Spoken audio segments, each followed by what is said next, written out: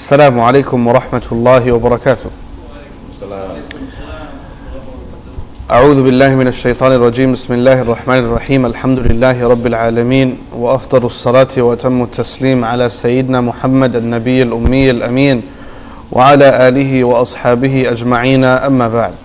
أحباب المصطفى عليه الصلاة والسلام ولله الحمد. We have just prayed Fajr in the masjid again. We ask Allah subhanahu wa ta'ala to reward us all for our effort to leave our home and to make it to His house early in the morning to perform the obligatory prayer. May Allah subhanahu wa ta'ala grant us all goodness in this world as well as in the next life. Ameen. In a few minutes, inshallah, this morning we continue with our reflections on khuluqul Muslim, the behavior of the Muslim. Last week we took a short break to reflect on the disaster of the earthquake that happened, and we still pray and we remember our brothers and sisters who have passed away and those whose lives have been affected permanently. We ask Allah subhanahu wa ta'ala for those who have died to grant them Jannah, and for those who are alive and who are dealing with the effects of such a natural disaster, may Allah subhanahu wa ta'ala bring ease and bring relief to all of them. Ameen. The topic for this morning, inshallah, and we may or may not have mentioned this before, but we want to remind ourselves of a hadith of the Prophet ﷺ before we go any further, where the Prophet ﷺ, he shows us, and this is a method of teaching. You can teach people something by teaching them its opposite. The Lugha al-Arabiya, they say in the Arabic language, وَبِضِدِّهَا تَتَمَيَّزُ الْأَشْيَاء. If you know the opposite of something, you can appreciate its reality. Concept being, if somebody knows what it feels like to be in the dark, only then can they appreciate what a bright sunny day feels like. If somebody is familiar, as we are in this part of the world, if you are familiar with cold weather, if you are familiar with snow and ice, then high chances are you appreciate the tropical climate, you appreciate the warm weather. We have one or two unique individuals who prefer the cold over the hot, but that's a different story, we'll leave that alone.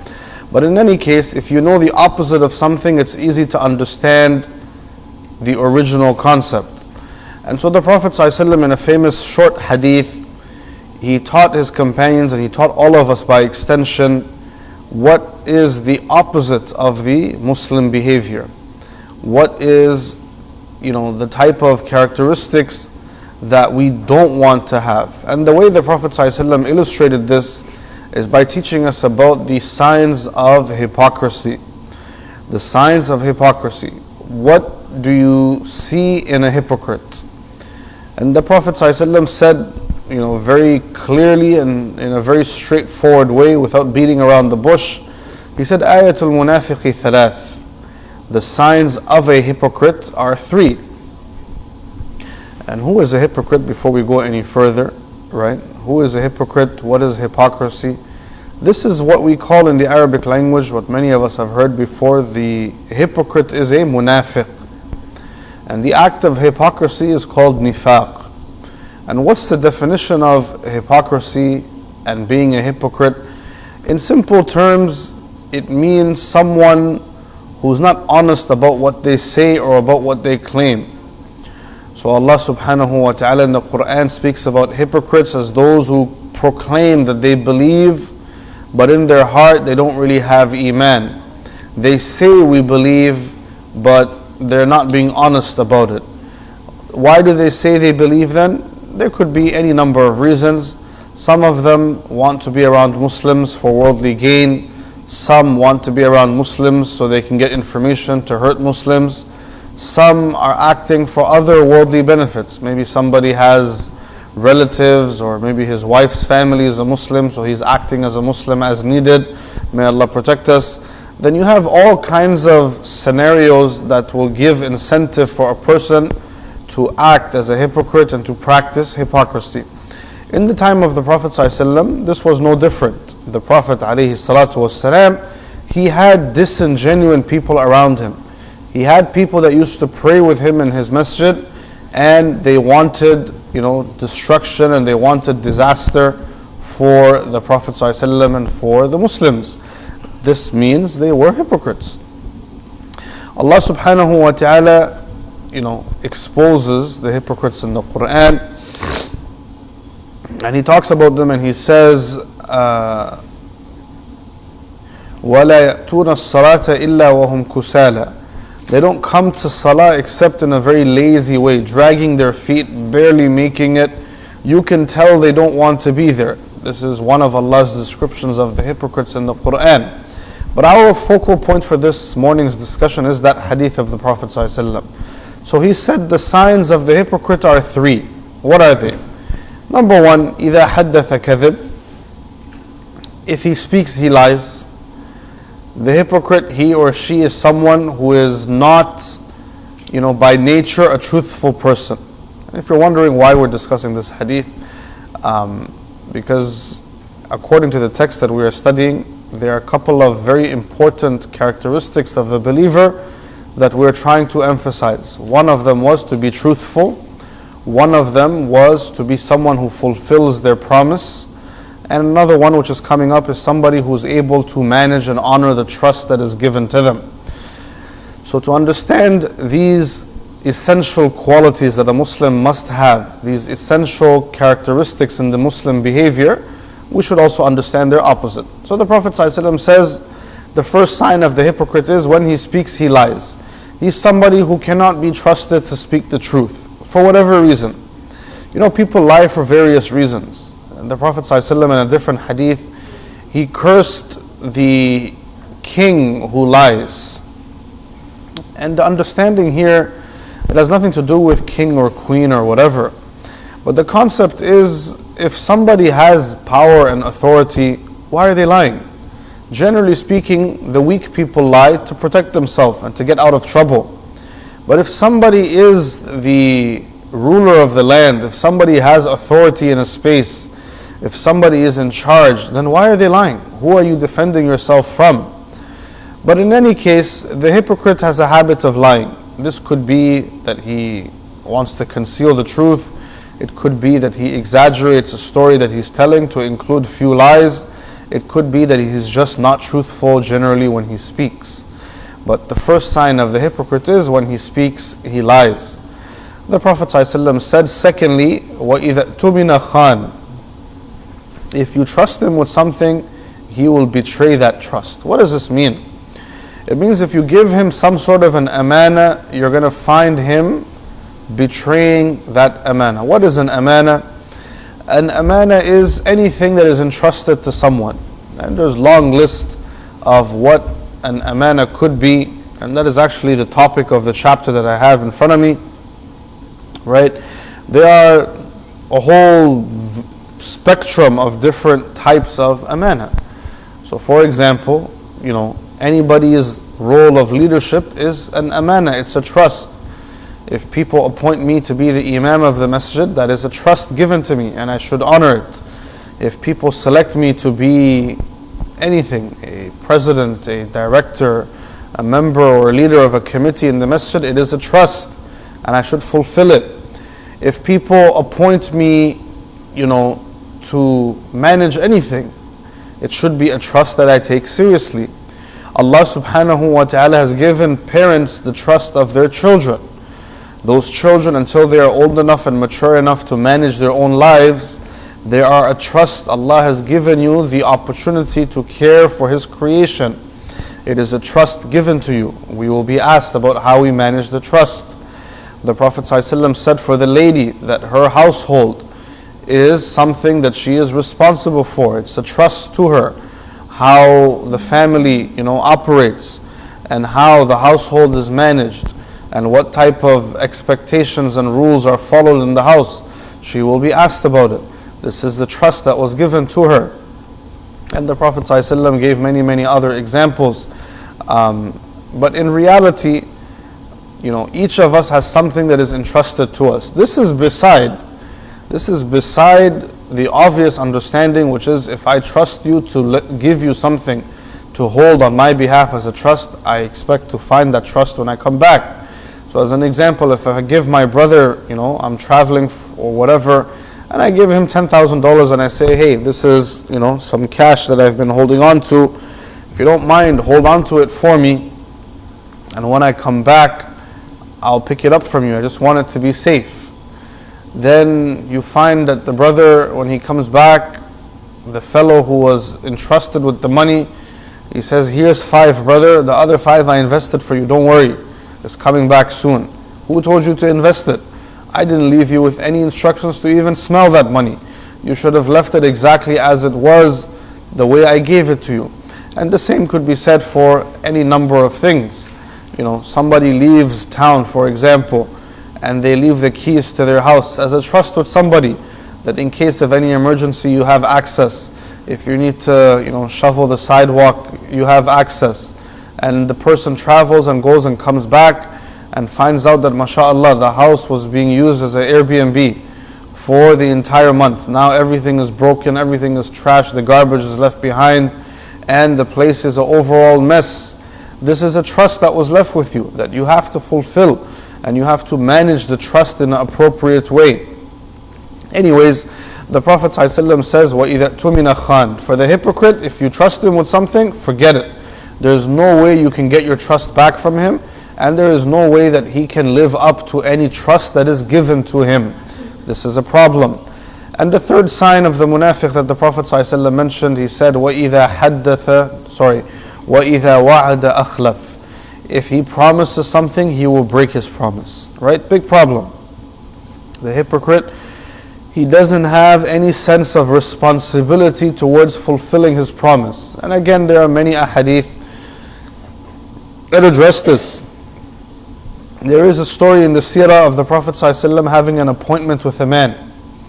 And that man was supposed to bring something to the Prophet ﷺ, and he didn't show up. And the Prophet ﷺ waited for him for 2 days. Not standing obviously in the same spot for 2 days, but he made sure to keep going back and forth, checking at the meeting spot to see if the man showed up. And after 2 days, the man showed up. And the Prophet ﷺ, he looked at him and he said, what happened? You had me worried about you. And so the man, he said, O Messenger of Allah, no, it's nothing serious, it's not that big of a deal. The Prophet ﷺ said, when we have an appointment, we should be expected to arrive at the time of our appointment. Giving the man some advice and giving him something to think about.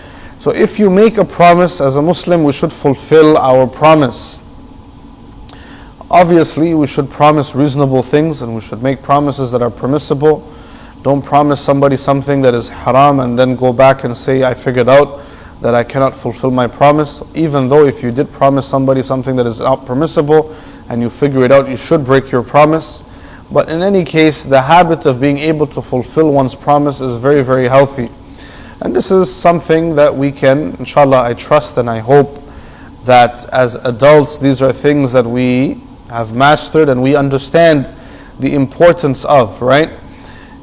Islam and the teachings of the Prophet ﷺ are most important. But if you want to be successful in any professional environment out there in the world, you better adopt some of these qualities. You better be able to speak the truth. People better not catch you lying. If people give you a trust to do something, you better live up to it. You better fulfill what's expected of you. And if you make promises and commitments, try to fulfill them. If you can apply this, you'll be a successful human being.